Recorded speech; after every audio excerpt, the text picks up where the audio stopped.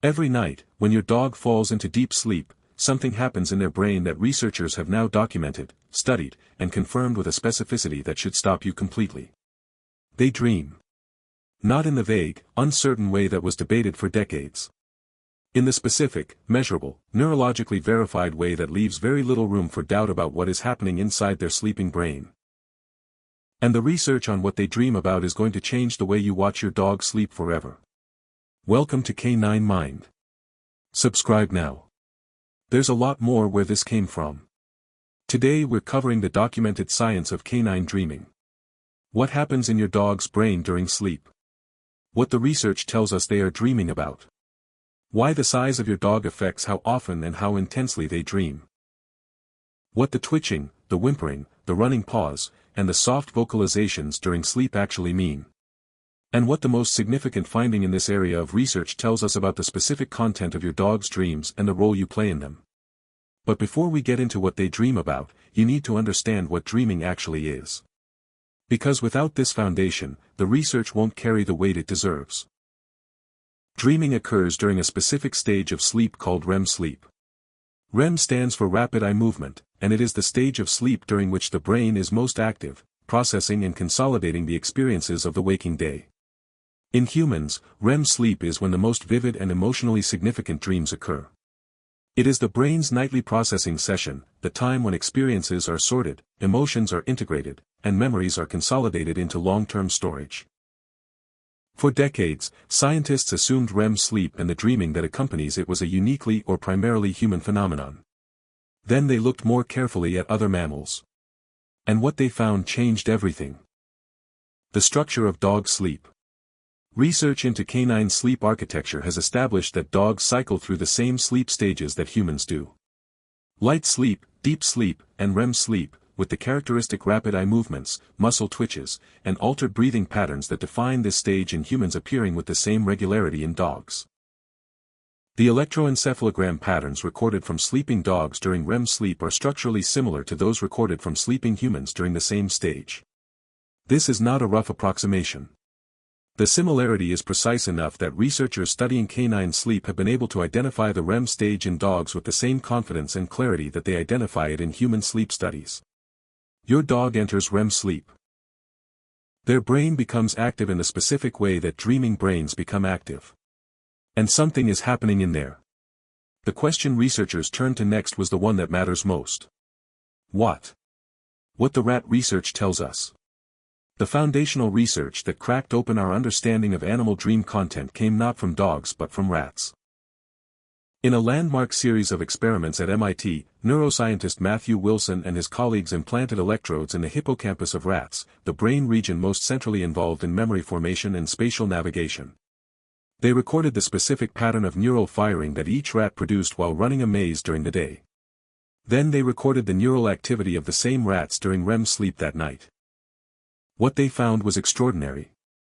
The neural firing patterns that appeared during the rats' REM sleep matched the patterns recorded during the maze running with a precision that ruled out coincidence. The rats were not just dreaming in general.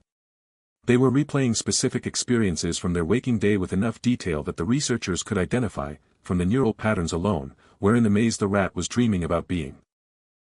The sleeping brain, it turned out, was not generating random content. It was replaying lived experience. Processing it. Consolidating it. Filing it. What this means for your dog. The hippocampal structures that produce this dreaming replay in rats are present in dogs with the same functional organization. Dogs have the same memory consolidation architecture. They enter the same REM sleep stage. Their brains become active in the same way. The research conclusion that follows from this is not a leap. It is a direct extension of established neuroscience into a species whose brain shares the relevant structures. Your dog is replaying their day while they sleep. The walk you took. The game you played. The moment on the sofa. The smell of the kitchen when you cooked. The sound of your voice saying their name. All of it is being processed, consolidated, and in the most direct neurological sense, dreamed. And here is the finding that carries the most weight for anyone who loves a dog. The experiences that generate the strongest neural encoding during the waking day are the ones most likely to appear in the dreaming replay during the night. Strong emotion. Strong attention. Strong sensory experience. The moments that mattered most to the waking brain are the ones the sleeping brain returns to. For your dog, the experiences that generate the strongest neural encoding are not the ones you might guess. Not the food, though food matters. Not the novel environment, though novelty generates activation. The experiences that generate the deepest encoding in a dog's brain are the social ones. The interactions with the attachment figure. The moments of connection with the person their entire emotional system has organized itself around.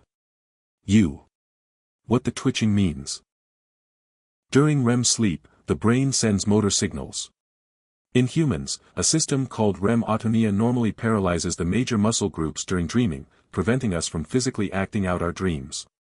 Dogs have the same system. But it is not always complete. And when it is incomplete, what you see from the outside is what most dog owners have watched with a mixture of amusement and wonder. The paws that paddle. The legs that run in place. The nose that twitches. The lips that move. The soft sounds, the whimpers and the muffled barks and the almost vocalizations that belong to whatever is happening inside the sleeping brain. These are not random muscle discharges. They are the physical echo of the dream content. The running paws belong to a dog who is running somewhere in their dream. The nose twitching belongs to a dog who is following a scent. The sounds belong to a dog who is communicating with someone in the landscape of their sleeping brain. Research into the specific movements that appear during canine REM sleep has found that they reflect the typical waking behaviors of that particular dog. Hunting breeds show movements consistent with the chase. Herding breeds show movements consistent with gathering.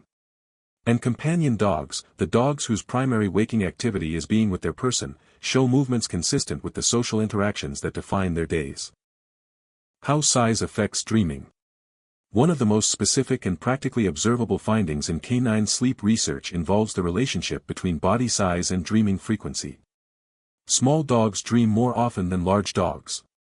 A small dog may enter REM sleep every 10 minutes during a sleep cycle, producing frequent, brief dreams. A large dog may cycle through REM sleep every 45 to 90 minutes, producing less frequent but longer and more elaborate dream sequences. This means that if you have a small dog, the twitching, paddling, and vocalizing you observe happens often and briefly.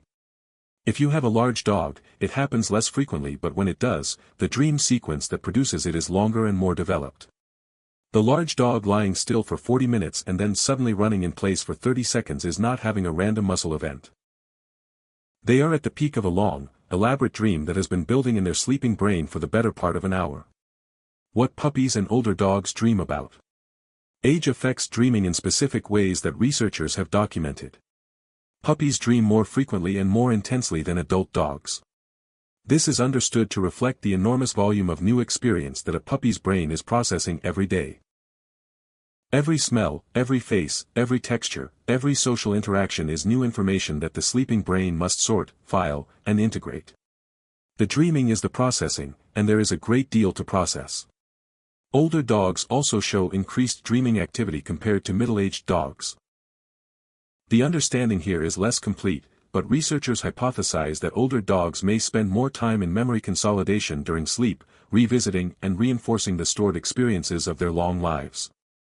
An older dog dreaming intensely may be doing something that looks, from the outside, remarkably like remembering. What they are dreaming about. The research does not allow us to watch a dog's dream the way we might watch a film. What it allows us to do is identify the neural structures involved, the sleep stages during which dreaming occurs, the waking experiences most likely to generate dream content, and the physical behaviors that reflect that content during REM sleep. From all of this, the picture that emerges is specific. Your dog is dreaming about their life. The actual, specific, daily texture of their life with you. The walk that happened this morning. The game that happened yesterday. The moment you sat together on the sofa and the room was warm and everything was right. These experiences, which generated strong neural encoding during the day because they involved you and you are the strongest emotional signal in your dog's life, are the ones the sleeping brain returns to at night. The researcher who has written most accessibly about canine dreaming, Stanley Coren, has put it this way. Dogs dream about the people they love. Not as a sentimental claim but as a neurological one. The people who generate the strongest emotional encoding during the waking day are the people whose presence the sleeping brain reconstructs at night. What they are dreaming about. The research does not allow us to watch a dog's dream the way we might watch a film. What it allows us to do is identify the neural structures involved, the sleep stages during which dreaming occurs, the waking experiences most likely to generate dream content, and the physical behaviors that reflect that content during REM sleep. From all of this, the picture that emerges is specific. Your dog is dreaming about their life. The actual, specific, daily texture of their life with you. The walk that happened this morning. The game that happened yesterday. The moment you sat together on the sofa and the room was warm and everything was right. These experiences, which generated strong neural encoding during the day because they involved you and you are the strongest emotional signal in your dog's life, are the ones the sleeping brain returns to at night. The researcher who has written most accessibly about canine dreaming, Stanley Coren, has put it this way. Dogs dream about the people they love. Not as a sentimental claim but as a neurological one. The people who generate the strongest emotional encoding during the waking day are the people whose presence the sleeping brain reconstructs at night.